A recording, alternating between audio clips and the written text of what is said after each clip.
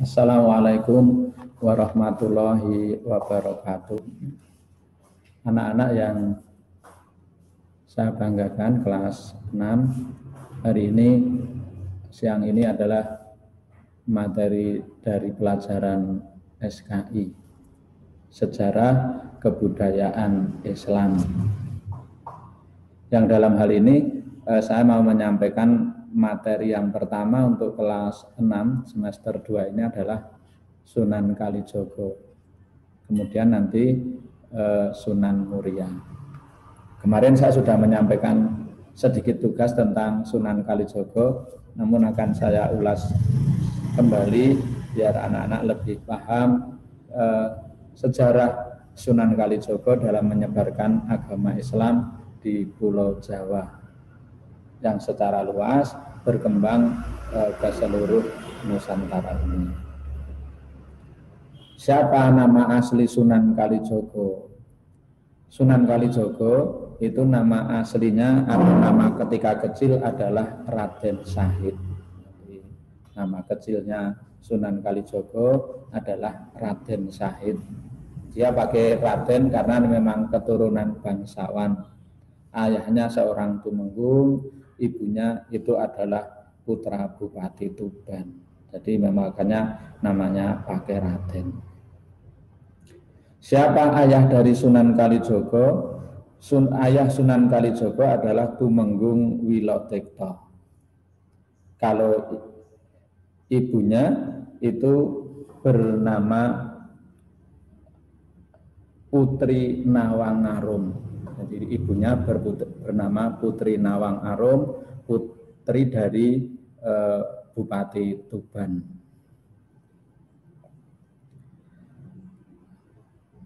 Sunan Kalijogo ini mempunyai nama-nama lain. Satu, kalau ketika kecil memang Raden Syahid. Kemudian agak dewasa dia mempunyai nama Lokajaya. Dia diberi nama Lokajaya itu ketika menjadi terkenalnya itu berhandal atau pencuri. Karena apa? Kok diberi nama Lokajaya? Itu Lokajaya itu artinya pencuri yang budiman. Pencuri tapi perilakunya baik. Mengapa kok perilakunya baik? Karena dia mencurinya itu hanya mengambil terutama ya dari milik orang tuanya yang kaya, tapi kekayaannya itu merampas dari hasil rakyat jelata. Kemudian mengambil dari orang-orang kaya yang tidak mau membayar zakat. Kemudian hasil dari curiannya itu tidak digunakan untuk pribadi, tapi dibagikan kepada fakir, dibagikan kepada orang-orang miskin di wilayahnya. Maka kemudian terkenal dengan sebutan Lokajaya. Yang nomor 2, nama lain dari Sunan Kalijogo, kalau yang nomor 1 adalah Lokajaya, nomor 2 Syekh Malaya. Ini yang sering memanggil nama Syekh Malaya adalah muridnya yang dari Pati. Terkenal dengan muridnya itu namanya Syekh Jangkung yang nama aslinya Saridin. Nomor 3, nama Sunan Kalijogo adalah Pangeran Tuban. Mengapa disebut Pangeran Tuban? Karena memang ibunya ya seorang bupati, jadi putranya itu jadi pangeran. Dan orangnya orang Tuban, maka sebutannya memang asli orang Tuban. Yang keempat, Raden Abdurrahman. Sunan Kalijogo mempunyai istri yaitu Dewi Saroh. Jadi namanya istrinya Sunan Kalijogo itu Dewi Saroh. Seperti sama istrinya Nabi Ibrahim. Jadi Nabi Ibrahim itu kan istri yang pertama namanya Dewi Saroh atau Siti Saroh, yang kemudian melahirkan Nabi Ishak. Istri yang kedua dari istri Nabi Ibrahim itu adalah Siti Hajar, yang kemudian melahirkan Nabi Ismail. Tapi kalau istrinya Sunan Kalijogo ini yang Dewi Saroh. Dari Dewi Saroh ini Sunan Kalijogo mempunyai putra 3 atau keturunan 3 anak. Satu Raden Umar Said, nomor 2 Dewi Rekayo, dan nomor 3 adalah Dewi Sofia. Yang nanti akan kita pelajari setelah Sunan Kalijogo adalah Raden Umar Said. Karena Pak Raden Umar Said ini yang biasa kita kenal dengan sebutan Sunan Muria. Jadi Sunan Muria itu adalah putra dari Sunan Kalijaga yang pertama. Peninggalan bersejarah Sunan Kalijaga. Jadi Sunan Kalijogo ini punya peninggalan sampai sekarang, bahkan diuri-uri oleh orang Jawa. Karena apa? Peninggalan dari Sunan Kalijaga ini untuk menyebarkan agama Islam. Satu yaitu wayang kulit. Kalau bahasa Jawa ini biasanya disebut ringgit purwo. Jadi ringgit purwo itu wayang kulit. Wayang kulit itu adalah peninggalan dari Sunan Kalijaga. Di sana ada pelajaran agama yang kita ambil dari wayang atau wayang kulit itu. Karena apa? Dari wayang kulit itu Sunan Kalijogo menciptakan lakon Pendowo Limo. Pendowo Limo itu terdiri satu bernama Puntadewa. Puntadewa itu punya pusaka atau jimat namanya jimat Kalimosodo. Jimat Kalimosodo itu sebenarnya adalah kalimat syahadat yang berbunyi asyhadu alla ilaha illallah wa asyhadu anna Muhammadar Rasulullah. Itu adalah jimat yang punya Puntadewa. Yang kedua itu dari Pendowo Limo adalah Werkudara. Werkudara itu punya pusaka atau jimat juga. Yang terkenal adalah kuku Ponconoko. Ternyata ponco itu artinya 5 kalau bahasa Indonesia. Noko itu waktu. Jadi memang Werkudara itu ternyata pembelajaran. Dia tidak pernah meninggalkan yang namanya sholat 5 waktu. Yang nomor 3 adalah Janoko. Janoko itu sebenarnya dari bahasa Arab Jannata yang artinya surga. Karena apa? Memang Janoko itu senangnya puasa. Jadi memang orang yang puasa itu besok memang di akhirat tiada lain surga balasannya. Yang nomor 4 Nakulo. Nakulo itu kembar dengan Sadewo. Mengapa kembar? Karena ini dua-duanya orang kaya yang melaksanakan. Siapa itu? Yang satu adalah orang yang membayar zakat, yaitu Nakulo. Kemudian yang nomor 5 Sadewo, yaitu orang yang menunaikan ibadah haji. Jadi di sini ada pembelajaran agama Islam yang sangat penting karena rukun Islam ini. Kemudian yang menjadi peninggalannya masih wayang itu terkenal dengan Punokawan. Punokawan di sini ada nama Semar, Gareng, Petruk, Bagong. Ternyata setelah diteliti itu juga dari bahasa Arab. Semar itu dari bahasa Arab Samir yang artinya memerintah. Memerintah apa? Gareng itu dari bahasa Arab Naltil Khair, memerintah menuju kepada kebaikan.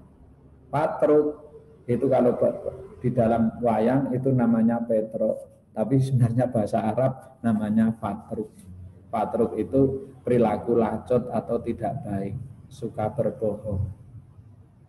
Bagong yang nomor 4 Bagong atau dalam bahasa wayang disebut Bagong, tapi sebenarnya dari bahasa Arab Bago yang artinya berlebihan.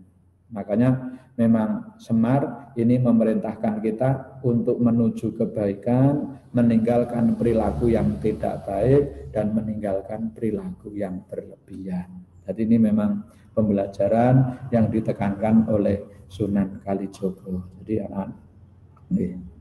Sunan Kalijogo itu dulu terkenal dengan namanya Sunan Kalijogo. Mengapa kok disebut Sunan Kalijogo? Itu ternyata ada 2 hal yang menyebabkan dia bernama Sunan Kalijogo.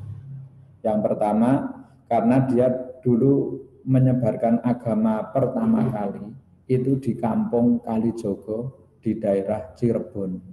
Jadi memang dari Sunan Kalijogo kemudian terkenal dengan nama Sunan Kalijogo itu karena kampungnya, kampung yang ada di daerah Cirebon, yang dulu pertama kali tempat Sunan Kalijogo menyebarkan agama Islam. Yang kedua, disebut Kalijogo itu karena ketika bertemu dengan guru yang pertama, yaitu Sunan Bonang. Jadi tanpa sengaja itu Sunan Kalijogo itu yang dulu bernama Raden Sahid, kemudian ketika menjadi berandal atau pencuri menjadi berandal Lokajaya, itu ternyata di perjalanan ketemu dengan Sunan Bonang. Yang saat itu kagum karena apa? Di tongkatnya Sunan Bonang itu di ujungnya ada emasnya. Maka di benak Sunan Kalijogo, emas kok cuma digunakan untuk ujungnya tongkat. Alangkah baiknya jika emas ini diuangkan kemudian dibagikan kepada fakir miskin. Tapi ternyata apa? Ketika emas ini ditarik oleh Sunan Kalijogo, itu ternyata di ujung tongkat itu tetap masih ada emasnya. Seasal ditarik ada emasnya. Maka kemudian Sunan Bonang bilang, kalau kamu menginginkan emas, itu di pohon kolang-kaling itu ada emas. Sambil saat itu Sunan Bonang menunjuk pohon kolang-kaling yang berbuah.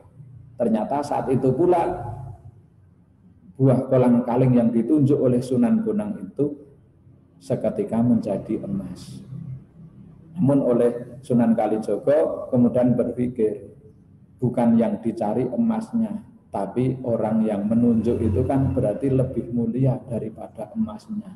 Maka kemudian Sunan Kalijogo lari untuk mencari Sunan Bonang itu kemudian untuk menjadi muridnya. Ketika menjadi muridnya, Sunan Bonang mau menerima menjadi murid Sunan Kalijogo asal kamu mau menunggu tongkatku ini dengan syarat sebagai tanda loyalitasmu kepadaku. Nah saat itu memang tongkat itu ditancapkan di pinggir sungai. Kemudian Sunan Kalijogo bersila di depan tongkat itu, kemudian Sunan Bonang bilang, kamu jangan beranjak pergi sebelum aku datang ke sini. Nah, ketika Sunan Kalijogo duduk di pinggir sungai ini, setiap orang yang tahu Sunan Kalijogo itu kemudian bilang, itu yang jogo kali, itu yang jogo kali. Akhirnya terkenal dengan sebutan Sunan Kalijogo. Ini sekilas dari pelajaran tentang Sunan Kalijogo. Yang kemudian selanjutnya adalah Sunan Muria. Sunan Muria ini lahir tahun 1513 Masehi. Jadi 1513 Masehi. Nama kecilnya Raden Prawoto atau Raden Umar Said. Jadi Raden Umar Said itu nama kecil yang memberi nama ayahnya yaitu Sunan Kalijogo. Jadi saya ulangi, Sunan Muria itu adalah putra kandung dari Sunan Kalijogo. Ibunya dari Sunan Muria adalah Dewi Saroh. Jadi memang Dewi Saroh itu adalah istri dari Sunan Kalijogo.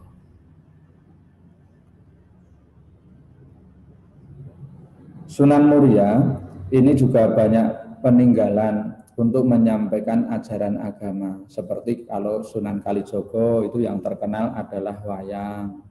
Yang kemudian yang kedua, kalau Sunan Kalijogo peninggalan untuk menyebarkan agama adalah seni atau lagu-lagu Jawa, termasuk ada lagu lir-ilir, ada sluku-sluku bathok. Itu sebenarnya pelajaran-pelajaran dari agama yang disampaikan oleh Sunan Kalijogo lewat tembang atau lagu. Sama halnya seperti Sunan Muria. Kalau Sunan Muria ini juga punya peninggalan. Yang pertama adalah masjid yang berada di Kudus, di desa Solo.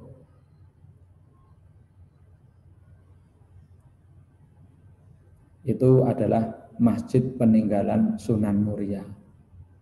Yang dulu sebenarnya itu adalah kerajaan. Mengapa dulu karena kerajaan? Karena dulu itu Sunan Muria itu menyebarkan agama di wilayah Kudus atau tepatnya di desa Solo itu memang sangat sulit. Belum banyak yang mau menerima pelajaran atau pembelajaran agama Islam. Sehingga Sunan Kudus ini berdoa di atas gunung dengan dia berpuasa, dengan berbanyak zikir, dan banyak menyebut nama Allah. Bersamaan dengan Sunan Kudus ini berdoa, bersamaan dengan Sunan Kudus ini banyak zikir di atas gunung, ini ternyata putra dari Raja Kudus yang saat itu putri itu sakit, diobati dengan berbagai macam obat tidak sembuh-sembuh, didatangkan dokter-dokter spesialis tidak kurang itu sakitnya. Bahkan tabib-tabib yang sakti-sakti itu diundang untuk mengobati putra Raja Kudus ini, tidak ada yang bisa mengobati. Akhirnya Raja Kudus ini mengeluarkan suatu sayembara. Siapa yang bisa mengobati anakku? Ini sayembaranya. Siapa yang bisa mengobati anakku? Kalau orang itu laki-laki, akan aku nikahkan dengan anakku. Kalau orang itu perempuan, akan aku persaudarakan dengan anakku. Akan aku anggap sebagai anakku sendiri. Dan nomor 2, jika bisa mengobati anakku, selain aku nikahkan kalau itu laki-laki, akan aku persaudarakan jika itu perempuan, maka akan aku beri kerajaan ini. Akhirnya kabar itu ternyata sampai ke pelosok desa, bahkan sampai ke puncak gunung, banyak yang menyampaikan. Ketika Sunan Kudus ini mendengar, kemudian turun dari berdoanya dari gunung itu, kemudian menuju ke kerajaan. Sampai ke kerajaan menyampaikan akan mengobati putrinya. Ketika senang itu mendengar ada seorang yang bisa mengobati putrinya, maka raja juga mengucapkan sangat berterima kasih, putrinya akan sembuh. Namun Sunan Kudus punya permohonan, apa itu? 1, saya mau mengobati putrinya raja, asal nanti setelah putri raja ini sembuh, raja beserta istri dan keluarganya masuk beragama Islam. Yang nomor 2, kerajaan yang saat itu ditempati raja diminta untuk dijadikan masjid. Oleh raja saat itu disanggupi asal putrinya sembuh. Alhamdulillah, kemudian saat itu langsung Sunan Kudus memanjatkan doa kepada Allah Subhanahu wa Ta'ala, doanya dikabulkan. Putrinya Sunan Kudus, putrinya Raja Kudus itu kemudian sembuh. Maka kemudian ketika sembuh ini, putrinya dinikahkan kepada Sunan Kudus dan kerajaannya diberikan kepada Sunan Kudus pula. Ketika sudah diberikan Sunan Kudus, maka kerajaan itu dirubah, dijadikan masjid sampai sekarang. Makanya kalau nanti anak-anak itu ke Kudus bisa melihat masjid peninggalan Sunan Kudus, itu di dalam masjid itu masih ada bangunan yang sampai sekarang tidak dihilangkan. Itu masih asli dari kerajaan Kudus zaman dulu. Jadi masih asli. Jadi, tapi dibuat menjadi masjid. Jadi itu peninggalan Sunan Kudus dalam rangka untuk menyebarkan agama Islam di Nusantara ini. Makanya silahkan nanti kapan-kapan kalau anak-anak bisa meluangkan waktu nanti bersama keluarga atau bersama teman, atau silahkan untuk menelusuri jejak para wali, bisa ke makam Sunan Kalijogo yang ada di Kadilangu. Kalau sekarang ada dua itu, yang satu di Tuban, yang menemukan adalah Gus Dur, Presiden Republik Indonesia, itu menemukan makam Sunan Kalijaga, tapi bertempatnya di Tuban. Jadi ada dua, satu di Kadilangu, yang nomor dua ada di Tuban. Yang kedua juga kamu bisa nanti kalau di Kadilangu karena dekat bisa melihat peninggalan masjid para wali, yaitu yang ada di Demak.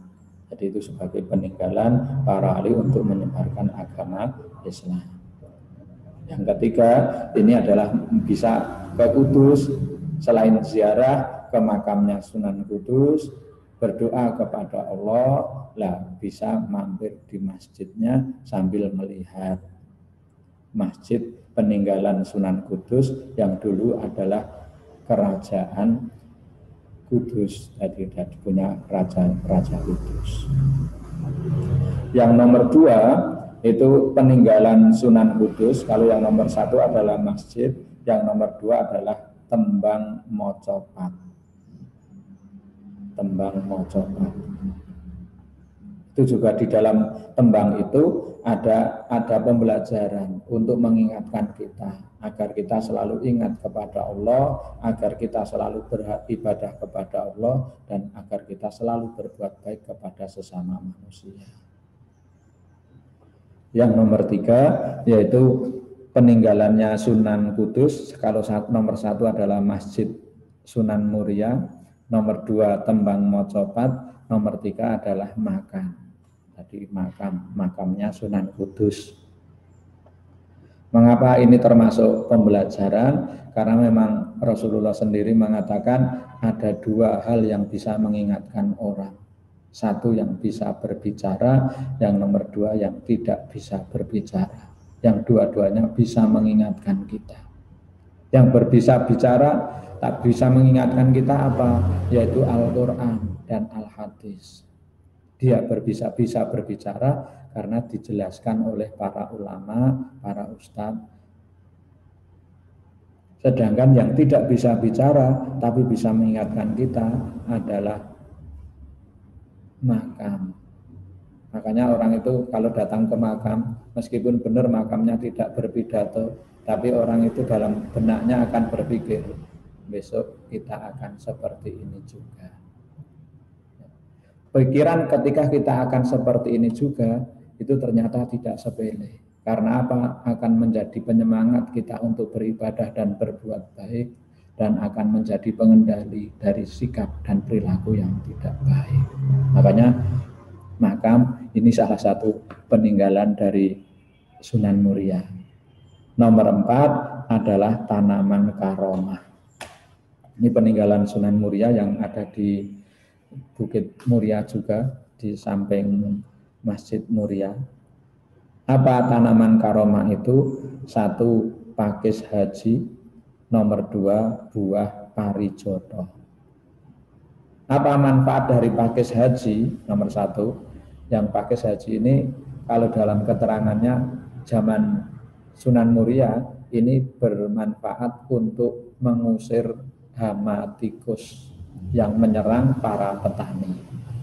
Jadi tidak pakai insektisida, tidak pakai jaga malam, tidak pakai ditunggu, tapi cukup di wilayah itu ditanami tanaman yang namanya pakis haji. Itu ternyata sudah pergi semua, sudah hilang semua, sehingga para petani bisa panen dengan baik.